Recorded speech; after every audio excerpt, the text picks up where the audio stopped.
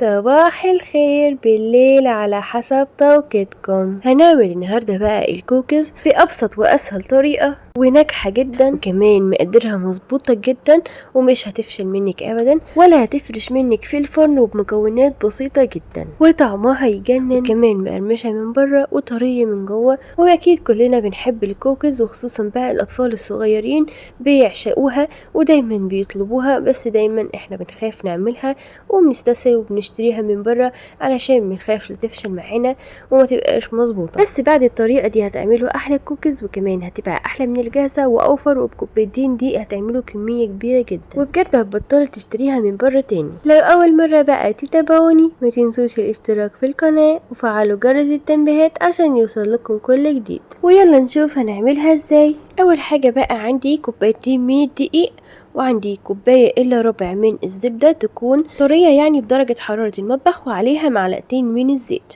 وعندي هنا نص كوباية من السكر البني. طب أنا ما عنديش سكر بني، أعمل إيه؟ سهل جدا، هتجيبي نص كوباية سكر أبيض وتحط عليها معلقة من العسل الأسود، وبعدين هنقلبهم مع بعض كويس، وكده هيبقى عندك السكر البني. وعندي هنا على جنب ربع كوباية من السكر الأبيض، وكمان معلقة صغيرة من البيكنج باودر، ومعلقة كبيرة من النشا، ومعلقتين كبار من اللبن البودرة، ومعلقتين كبار من الكاكاو الخام الغير محلى، وعندي بيضايه وباكت من الفانيليا. وما ننساش بقى رشه من الملح وبس. هي دي المقادير بتاعتنا، بسيطه جدا زي ما انتم شايفين. وهي دي يا جماعه الكوبايه اللي بعاير بيها لكل المقادير، مج الشاي العادي الموجود في كل بيت. في بوله بقى نزلت بثلاث ارباع كوبايه الزبده اللي عليها معلقتين زيت، وكمان عليها السكر الابيض والسكر البني، وضربتهم مع بعض كويس جدا لحد ما بقوا كريمي بالشكل اللي انتوا هتشوفوه دلوقتي. تقدروا طبعا تستخدموا المضرب اليدوي العادي او المضرب الكهربائي، او تعملوها في العجان زي ما انا بعمل كده.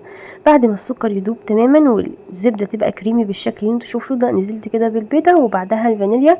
وبعدين دلوقتي هضيف بقى المكونات الجافه. اجيب بقى طبق كده واخد معلقتين من الدقيق بتاعي واشيلهم على جنب، وهقول لكم دلوقتي شلتهم على جنب ليه. وبعدين هضيف بقى باقي المكونات الجافه. عند الدقيق هنا حطيته في منخل، وبعدين ضفت له اللبن البودره والبيكنج باودر ورشه الملح ومعلقه النشا، ونخلطهم كويس مع بعض على الزبده اللي احنا ضربناها كويس. وهنبدا بقى نقلب كده بمعلقه او بسباتيولا لحد ما الدقيق يختفي معايا تماما. اهم حاجه احنا ما بنعجنش في المرحله دي علشان ما نكونش عرق جلوتين. هنقلب بس كده لحد ما الدقيق يختفي، وبعد ما نقلب كويس والدقيق يختفي هقسم كده الخليط على بولتين، والبوله دي حطيت عليها معلقتين الدقيق اللي انا شلتهم على جنب، والتانية حطيت عليهم معلقتين الكاكاو، وهنقلبها برضو كويس لحد ما الخليط كده يمتزج مع بعضه، والعجينه ما يكونش باين فيها اي دقيق او اي كاكاو، لحد ما بنوصل بقى لقوام عجينه طري كده، بس في نفس الوقت ما بيتلزقش في الايد. وطبعا زي ما قلت لكم ان احنا بنقلب بس ما بنعجنش. عندي دلوقتي كوبايه من الشوكليت شيبس، حطيت كده تلت على الشوكولاته وتلت على الفانيليا، وشلت التالت على جنب علشان هحطه على وش الكوكيز. وطبعا تقدروا تزودوا كميه الشوكليت شيبس شويه لو حابين، وهنقلبهم مع بعض كده لحد ما الشوكليت شيبس تتوزع كويس على العجينه. وبعدين هشكلها بقى على طول، مش هنسيبها ترتاح ولا حاجه. اجيب بقى معلقه كده واي حاجه عندي، وابدا اخد قطعه متساويه من العجينه وهكورها بالشكل اللي انتوا شايفينه ده، وهبدا بقى احطها على الصاج كده اللي هدخله الفرن، وهسيب كده مسافه بسيطه بين كل واحده والتانيه علشان هي هتريح حاجه بسيطه جدا. شايفين بقى يا جماعه مفيش اسهل من كده كوكيز هتعملوها، وبجد كان طعمها تحفه احلى من الجاهزه مليون مره. عملت بقى نص الصاج بالفانيليا والنص التاني بالشوكولاته، وطبعا علشان اللي بالفانيليا هي اللي هتبين لي السوا بتاع الكوكيز، لان الشوكولاته مش هيبان فيها التسويه من تحت. شايفين بقى يا جماعه ما شاء الله هتعمل معايا كميه حلوه زي ما انتوا شايفين، ولسه باقي عجينه تانية شوكولاته وفانيليا برضو. وبعد ما كورتها بالشكل اللي انتوا شايفينه بدات احط على وشها بقى الشوكليت شيبس. انا مش هبطط العجينه دي خالص، وهوريكم الفرق بين العجينه اللي انا بططتها حاجه بسيطه واللي انا سبتها مكوره زي دي.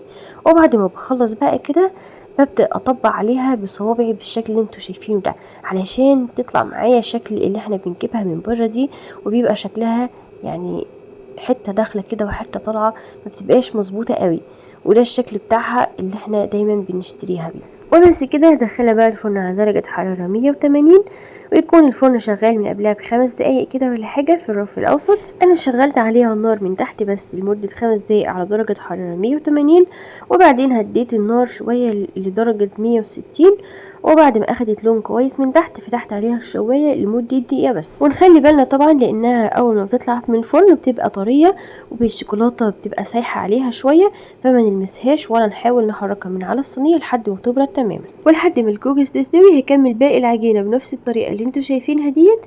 ابدا كده اكور العجينه وبعدين هعمل عليها كده علامات بايدي علشان تديني شكل الكوكيز الكاسه. بس دي بقى يا جماعه بعد ما احط عليها شوكليت شيبس وارصها في الصاج هديها تبطيطه خفيفه كده قبل ما تدخل الفرن علشان اوريكم الفرق بين الكوكيز اللي بططناها والكوكيز اللي حطيناها من غير ما نيجي جنبها خالص. ده شكل الكوكيز اللي احنا عملناه في الاول، اللي احنا كورناها وحطيناها في الفرن على طول زي ما انتوا شايفين كده، يعني ما فرشتش ولا حاجه، هي ريحت سنه.